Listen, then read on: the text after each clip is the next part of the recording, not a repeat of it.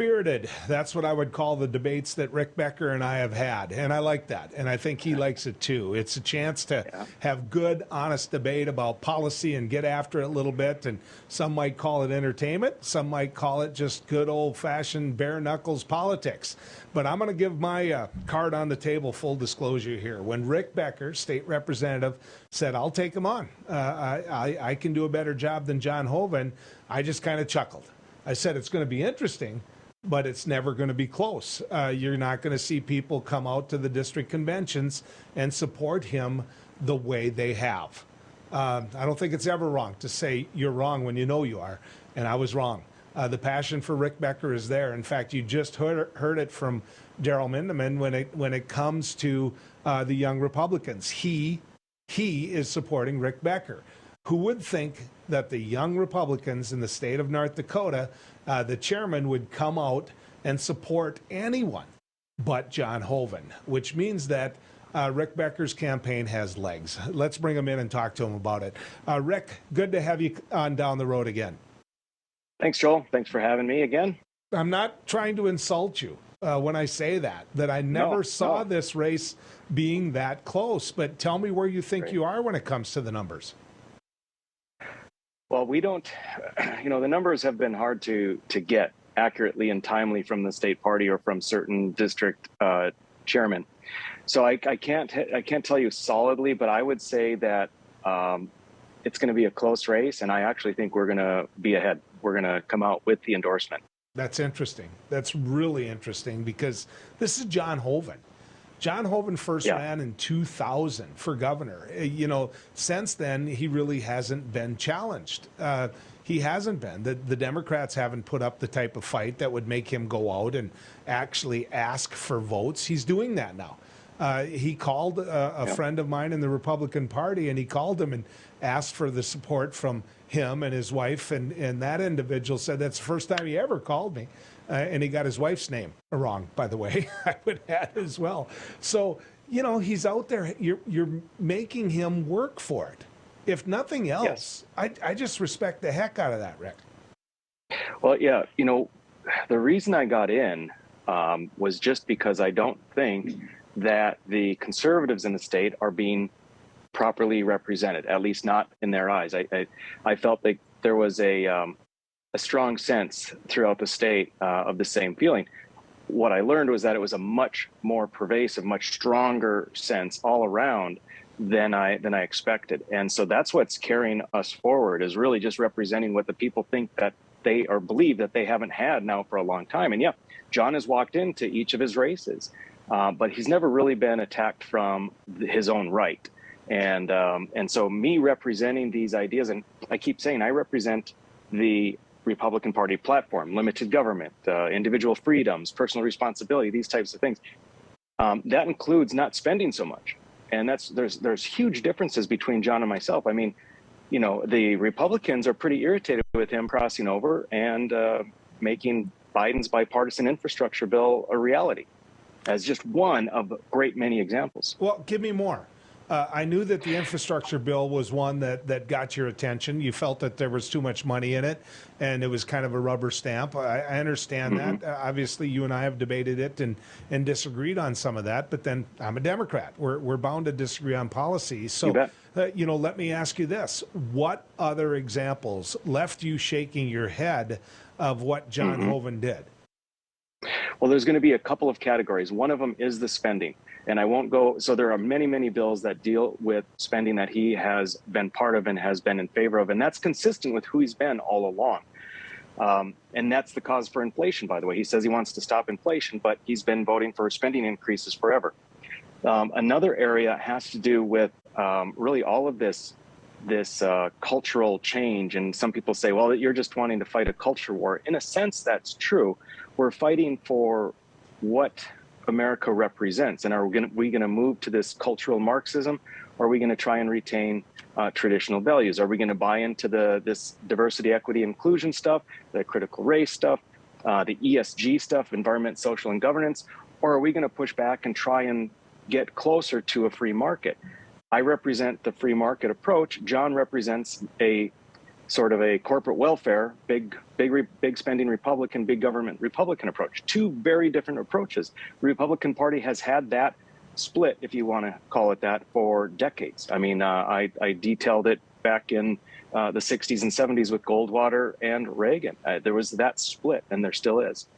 So what I've noticed about John Hoeven is that since you've made this race, some of the things that he would normally brag about, he's disagreeing with. And I don't know if that statement puts it in the right content. Okay, let me say it this way. I think John Hoeven all of a sudden is running around saying he's more conservative than what he has been. You know, for Democrats, by and large, when he was governor of the state of North Dakota, there was no reason to fight much of what he did. You know, we were sitting there. He first was a Democrat, switched over to being a Republican. But, you know, there were many policies, many issues he brought forth that I, as a state senator at that time, thought, you know, I'm not going to challenge him on this. Heck, I'll partner with him on this. Is that what we're getting at? Is the fact that this is just, I can hang my hat on the Republican banner where everybody loves and just slide through? Right. You're exactly right, Joel. If you have a Republican like John, why do you need a Democrat? And that's not meant to be a personal slam. It's just if you, as a prominent Democrat, feel that way, there's obviously substance to it. And you may have different spending priorities, but that's really the gist of it. And that is what we're getting at. People in North Dakota that are conservatives are recognizing that we've had all of these years of someone who has been very milquetoast, very moderate in the newspapers, right? They give him the adjective moderate, a moderate Republican.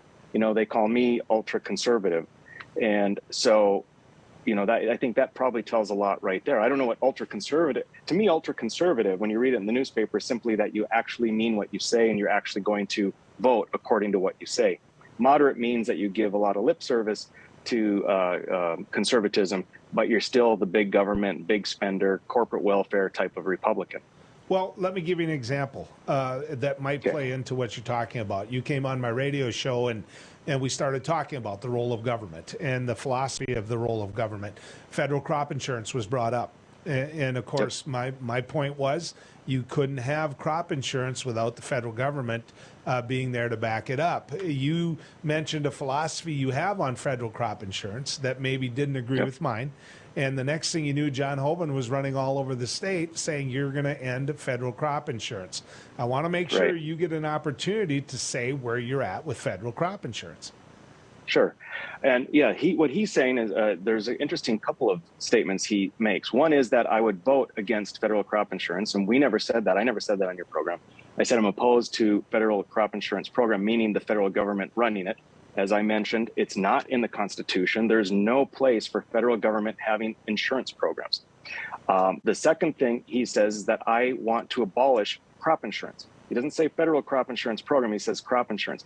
What we talked about on your program, and I've talked about ever since then, is that we want to create reforms and make the program better. It has a lot of inefficiencies. It has a lot of abuse.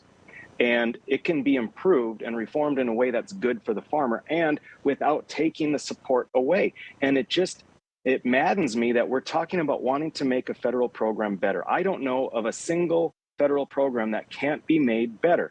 But to even talk about, well, hey, you know, we'd like to make this better, immediately you've got the typical politician saying he wants to take this away from you and creating all these lies. And that's what John has done.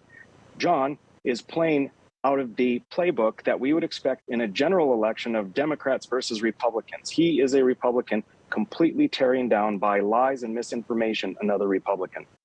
So let's speak to that, though, yet in this segment. You know, the fact that there's one of the big differences between you and me. But obviously the Democrats started federal crop insurance, and they involve the government in federal crop insurance. So I understand why and where you might disagree. But how in the world do you expect, because there's many, many people that call them conservatives or ultra conservatives in North Dakota that have taken advantage of and counted on federal crop insurance. How do you think that position, if you win this nomination and win in the primary, because I think it's going to take that if you win the nomination, how do you expect that to help you in the fall with those farmers and ranchers? Well, since being on your show, I've talked to a great many farmers, and I have not talked to a single one that said that federal crop insurance program couldn't use some reforms. When they understand that I'm talking about trying to improve it in a manner that gives them more flexibility, in a manner that reduces abuse and waste, they're on board. So if let's say you're right, Joel, it just cannot move away from the federal government. Okay, then you're right, and it's not going to happen. But if you have politicians like myself saying, let's take a look at it, can we make it better? And if we can, and it keeps farmers whole, do you think farmers really care if they have this policy and this protection in place, whether it comes from private or federal or the states? They as long as they have the support and they understand the rules they're playing by, they are good with it. This machinery you're running against is established. Yeah, it's huge. I'll make one clarification. I don't believe I'm running against Donald Trump. It's interesting, the feedback that I've gotten. The people that are very pro-Trump, their opinion of me and how they're going to vote hasn't changed. What they're thinking is that Donald Trump was given very poor advice. And that's their take. And that's how they are able to resolve this sort of like mismatch.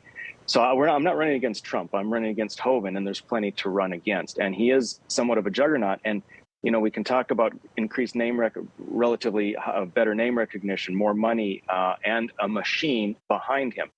But look at what's going on with the convention. The convention is traditionally a machine that is leveraged so much in the incumbent's favor that someone like myself would normally not have a hope. And here we are looking like we're actually going to win it. So that machine is disappearing. And I'll tell you, one of the reasons is when you look across the state and you see a lot of passion with what's going on in politics. And the question is, who's got the passion? Hoeven supporters or Becker supporters? There is no passion behind a Hoeven supporter. You might have people who are passionate voting in favor of me. You might have people passionate who are voting against me. Nobody is voting for Hoeven based on passion. That's one of the big things. They're completely underestimating where the state is.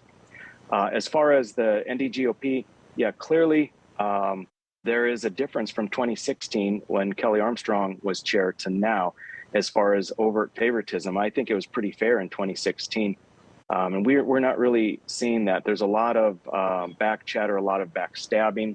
One of the things that I can't figure out is that people like Pat Finken, who has Brighter Future Alliance, he's friends and the old campaign manager for Hoeven, is putting out tremendous lying, negative smear campaigns on me. He has access to all of the delegate information. The question is, how did he get that access? He's not allowed to have. I have it. Hoeven has it. And yet what we find is that there are other people who used to work for the Republican Party that are putting it out as public information on their website. Access for everybody, which is primarily because we've been working our butts off. My campaign is working their butts off trying to get people into delegate spots and making all the calls, putting in all the hours. Hoeven's campaign is here on a silver platter. Here you go. Here's all the information that you're not supposed to have to the various PACs and so forth, doing the dirty work on Hoeven's behalf. So what we've got is, at very best, ineptitude on the part of the NDGOP leadership, and at the very worst, overt malfeasance. Well, welcome to the life of Pat Finken. That's been his MO for a long time. Trust me, as a Democrat, I know the type of the way that Pat Finken operates. I want to talk about 2,200. Let's use that number because, let's assume for debate's sake that the number at the Republican convention is 2,200. That's a larger number than ever before. And it's an off election year. Excuse me. When I ran against Jerry Kelch at a district level, there were 485 people that turned out on a Sunday night for a district convention, 480 some people. Now, I could tell you how each one of them were going to vote, except the ones that came in to vote for Jerry, because it wouldn't tell me. I got over 400 and some votes, right? I organized. I got them there. Let's assume that it is 2,200. That means you have to have 1,101. That isn't that hard to count to. I mean, that isn't. It seems to me right. if you told people in Chicago that, hey, you got to find 1,101 people, they could tell you the names exactly. Do you know who that 1,101 people are? We don't, but we know a good number.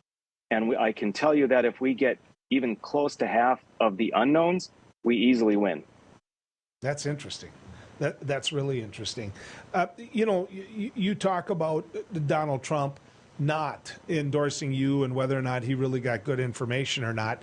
Did you get the chance to give him information? Did you get a chance to either run down to Mar-a-Lago or call him or at least get to one of his top people so that they understood who Rick Becker is? Right. No, Joel, I'm not that well connected. I did not. And, if I had, there's no doubt that he would have at least stayed neutral and out of the race, because clearly, although I have some differences with him on policies, if you're looking at what America First means, clearly that candidate would be me over John Hoeven. But no, I'm not that well connected to have a pipeline to the Donald. So everybody that holds up one of these has a video camera in their hand, right? You go to those district conventions on the Republican side and you see some of the passion that's in that room, and I completely yield to you on the passion that your delegates have. But they're holding it up, videotaping it, and some of it's pretty tough in regards to what happened to the Hoeven supporters that spoke. Was that orchestrated? Are you happy with it when a Mikey Hoeven's getting booed? Yeah. Well, that's a good question. No, well, first off, it wasn't orchestrated, and my campaign had nothing to do with it. We have nothing to gain. Only we have much to lose by people booing Mikey. Now, I don't know that she was booed. I don't think she was. I think someone yelled out when she was talking to her husband. They yelled out, "He's a rhino." And so, yeah, no, we don't condone that. I've told you before. I denounce that kind of behavior. It's not good for me. It's not good for politics in general. We don't need to do it. I strongly encourage people to applaud more loudly for the people they do favor as opposed to booing the people they don't. But that being said, Joel, and even former Governor Ed Schaefer uses a couple of select occurrences to characterize the entire campaign. That doesn't make sense to me. We know that we have at least 1,000, and it's certainly more than that, 1,000 passionate people that are fed up and they've had enough. And out of those 1,000, you have 2 or 3 that shout out, "He's a rhino." That doesn't character. I mean, what about the other 999 people that were well behaved? You can't care. I'm a radio talk show host and a TV show host, and you have made this race so much fun. We'll see what happens this weekend, and you always come on. I respect that, and I appreciate it.